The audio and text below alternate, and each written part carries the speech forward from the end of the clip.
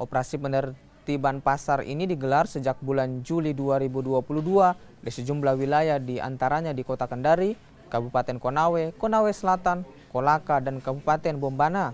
Dari hasil operasi pasar ini, sebanyak 379 item atau 3.133 pieces kosmetik dan obat tradisional ilegal disita oleh petugas penindakan Balai Pengawasan Obat dan Makanan atau BPOM Kendari.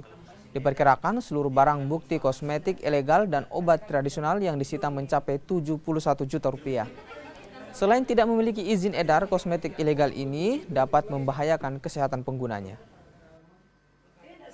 379 item. Item itu maksudnya kelompok sediaannya, kelompok bentuk sediaan kosmetik.